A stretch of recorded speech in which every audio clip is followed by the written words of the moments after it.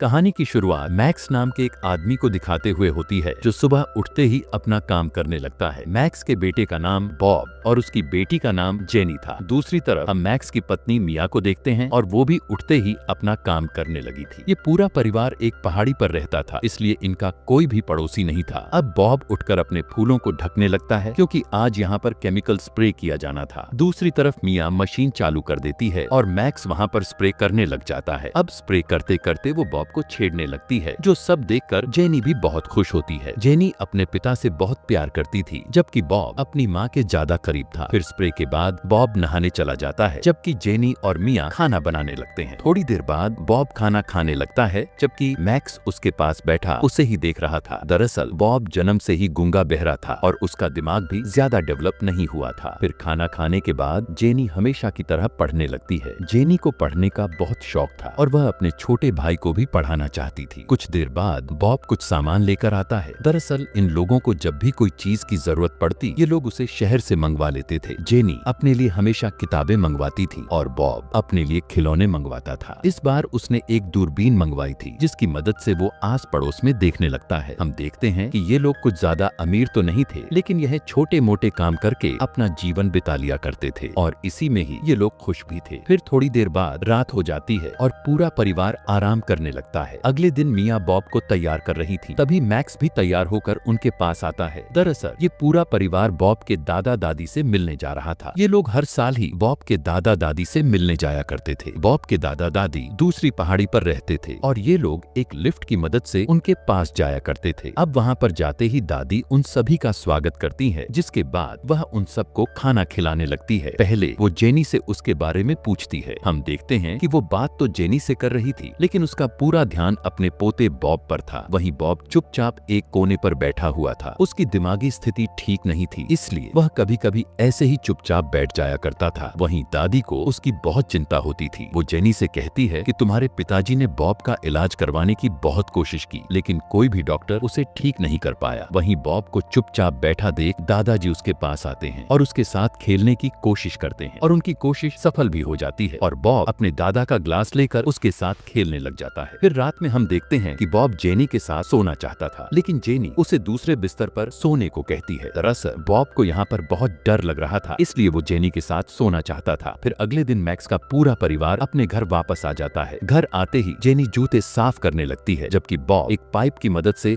आसपास देख रहा था। इसी बीच जैसे ही उसकी नजर जेनी पर पड़ती है, तो वह उसको देखकर एक्साइटेड होने लगता है। हालांकि जेनी उसकी बड़ी बहन थी, लेकिन आज बॉब को उसे देखकर कुछ कुछ महसूस होने लगा था। फिर रात को बॉब मैक्स के साथ खेलता है और वहीं दूसरी तरफ मिया जेनी के बाल बना रही होती है। फिर बॉब जेनी की गोद में सर रखकर लेट जाता है और कुछ देर बाद वहीं पर सो जाता है। फिर अगली सुबह मैक्स एक मशीन से घास काट रहा था। वहीं पूरा परिवार भी अपने काम पर लग गया था। काफी देर तक घास काटने के बाद मैक्स आराम करने लगता है और उसकी जगह अब बॉब घास काटने लगता है। अब बॉब घास काट ही रहा था कि इसी बीच वो मशीन बंद हो जाती है। बॉब उसे चालू करने की कोशिश करता है, लेकिन फिर भी वो मशीन चालू नहीं होती। वहीं ये सब देखकर मैक्स बॉब से कहता है कि और आगे मत जाओ, लेकिन तभी बॉब उस मशीन को चालू कर देता है और जैसे ही वो आगे बढ़ता है, वो मशीन खाई से नीचे गिरती है और टूट जाती है। अब मशीन की हालत को देखकर मैक्स को बहुत गुस्सा आता है। वहीं बॉब भी समझ गया था कि अब उसकी पिटाई होने वाली है, इसीलिए वह डर कर वहाँ से भाग जाता है। कुछ देर बाद रात हो जाती है, लेकिन बॉब पूरी रात घर पर वापस नहीं आता। फिर अगले दिन हम बॉब को देखते हैं जो घर के बाहर पत्थर तोड़ रहा था। तभी पत्थरों की आवाज सुनकर मैक्स बाहर आता है और बॉब को ऐसा करते हुए देख लेता है। दरअसल बॉब बचपन से ही जिद्दी था और यह बात उसका पूरा परिवार जानता था। उन्हें पता था कि बॉब अपनी मर्जी से गया है, इसलिए वो वापस भी अपनी मर्जी से ही आएगा। फिर शाम को जेनी बॉब के लिए खाना लेकर आती है और फिर खाना गर्म करके बॉब को खिलाने लगती है। वहीं खाना खाने के बाद बॉब पहाड़ पर ही सो जाता है। तभी जेनी उसके लिए तकिया और कंबल लेकर आती है। वो बॉब को तकिया और कंबल देती है और फिर वहाँ पर आग जलाकर उसी के पास बैठ जाती है। अब थोड़ी ही देर में रात हो जाती है और क्योंकि अब वहाँ पर बहुत ज्यादा ठंड बढ़ चुकी थी, इसीलिए जेनी भी बॉब के पास उसके कंबल में चली जाती है। फिर अगली सुबह जब वो दोनों सोकर उठते हैं, तो वो समझ जाते हैं कि कल रात उन दोनों के बीच में कुछ तो गलत हुआ था। वो दोनों एक दूसरे से कुछ नहीं कहते, बल्कि उठकर अपने अपने कपड़े पहनने लगते हैं। थोड़ी देर बाद जेनी अपने माँ बाप के साथ वापस काम पर लग जाती है। वहीं बॉब अभी भी घर पर नहीं गया था और वह अपना पूरा दिन उसी पहाड़ी पर बिताता है। फिर रात होते ही जेनी वापस उसके पास आती है, जिसके बाद वो दोनों फिर से वही सब करने लगते हैं जो उन्होंने कल रात को किया था। फिर अगली सुबह वहाँ पर बारिश बारिश होने लगती है। बॉब अभी भी पहाड़ पर था और तभी उसकी नजर किसी इंसान पर पड़ती है। बॉब को लगता है कि शायद जेनी उसके पास आई है, इसलिए वो दौड़कर उसके पास जाने लगता है, पर वहाँ पर जेनी नहीं बल्कि उसका बाप मैक्स था। दरअसल मैक्स उसे वापस घर ले जाने आया था। अब मैक्स का प्यार देखकर बॉब उसे गले लगा लेता है, जिसके बाद वो दोनों वापस घर आ जाते हैं। लेकिन घर आते ही बॉब फिर से शैतानी करने लग जाता है, पर उसकी ये शरारतें देखकर उसकी माँ बहुत खुश होती है। वहीं जेनी घर में किताबें पढ़ रही थी और इसी बीच बॉब उसके पास आता है, लेकिन जेनी उसे इग्नोर कर देती है, जिससे बॉब को बहुत गुस्सा आता है और वह अपना बिस्तर तोड़ने लगता है। दरअसल बॉब कई दिनों बाद घर पर वापस आया था और इसी बात को लेकर जेनी उससे बहुत गुस्सा थी। अब यहाँ से कहानी कुछ साल आगे शिफ्ट होती है। यहाँ पर हम मैक्स और बॉब को देखते हैं जो फिर से साथ में काम करने लगे थे। दिन भर काम करने के बाद जब पूरा परिवार साथ में बैठा था, तभी उनकी नजर जेनी पर पड़ती है जो कि उदास बैठी हुई थी। बॉब अपने दादाजी के ग्लास से खेल रहा था, जबकि मैक्स घर का हिसाब किताब देख रहा था, पर जेनी वहाँ पर किसी से भी बात नहीं कर रही थी। फिर जब घर वाले उससे पूछते हैं कि तुम उदास क्यों बैठी हो, तो वह थकावट का बहाना बनाकर सोने चली जाती है। फिर अगली सुबह जेनी मिया के साथ काम कर रही थी, जबकि बॉब मैक्स के साथ काम कर रहा था। बॉब ने आज नए कपड़े पहने थे, इसीलिए वह आज बहुत खुश नजर आ रहा था। दरअसल मैक्स ने बॉब को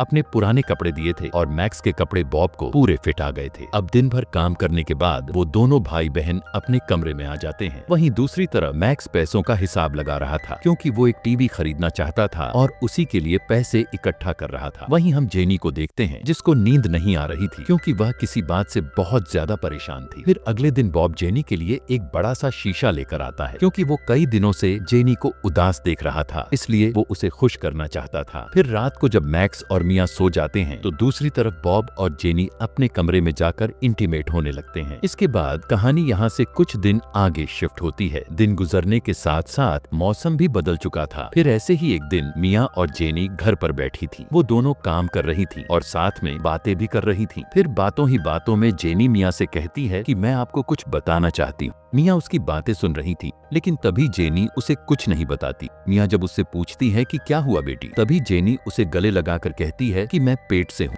अब ये सुनते ही मिया हैरान रह जाती है, लेकिन फिर भी वो जेनी से कुछ नहीं कहती। आगे जेनी मिया को सब कुछ सच बता देती है कि मेरे पेट में बॉब का बच्चा है। वहीं ये सब जानकर मिया बहुत दुखी होती है। अब उसे ये बात मैक्स को भी बतानी थी, क्योंकि वो ही जेनी का अबॉर्शन करा सकता था। और कुछ ही देर बाद मिया मैक्स को सब कुछ बता भी देती है कि जेनी बॉब के बच्चे की माँ बनने वाली है। अब ये सुनते ही मैक्स को इतना गुस्सा आ जाता है कि वो जल्दी से अपनी गन निकाल लेता है। वो बॉब और जेनी को मार डालना चाहता था, लेकिन मिया जैसे तैसे उसे रोकने की कोशिश करती है। वहीं जेनी ने भी उनका शोर सुन लिया था। तभी मैक्स जल्दी से अपनी गन को लोड करता है और अपने बच्चों की तरफ जाने लगता है। फिर जैसे ही उसकी नजर जेनी पर पड़ती है, तो उसका खून खोलने लग जाता है। अब इससे पहले कि वो जेनी को मार डालता, तभी बॉब पीछे से आकर उसे पकड़ लेता है। वो उससे उसकी गन छीनने की कोशिश कर ही रहा था कि तभी गोली चल जाती है। हम देखते हैं कि ये गोली मैक्स को लगी थी, जिससे मैक्स वहीं पर मारा जाता है। वहीं मैक्स को मरा हुआ देखकर मिया को सदमा लग जाता है और वो भी जमीन पर गिरकर मर जाती है। तभी ये सब देखकर वो दोनों बच्चे बहुत दुखी होते हैं, क्योंकि उन्होंने ये कभी सपने में भी नहीं सोचा था कि उनकी वजह से उनके माता पिता मारे जाएंगे। इसके बाद जल्दी ही वो दोनों अपने माता पिता के फ्यूनरल की तैयारी करने लगते हैं। वो दोनों बहुत दुखी थे, लेकिन अब चाहकर भी वो दोनों कुछ नहीं कर सकते थे। सुबह होते ही बॉब अपने घर के बाहर एक कब्र बनाने लगता है, जिसको बनाने के बाद वो दोनों भाई बहन कुछ रिचुअल करते हैं, जिसके बाद वो अपने माता पिता को उस कब्र में दफना देते हैं। फिर कहानी के अंत में हम देखते हैं कि वो दोनों बच्चे अब पति पत्नी की तरह एक साथ रहने लगते हैं और साथ मिलकर इस घर को संभालने लगते हैं। और इसी के साथ ही ये कहानी यहीं खत्म हो जाती है। मूवी तुम्हें मेरे टेलीग्राम चैनल पर देखने को मिल जाएगी, इंग्लिश सबटाइटल्स के साथ। लिंक डिस्क्रिप्शन में है।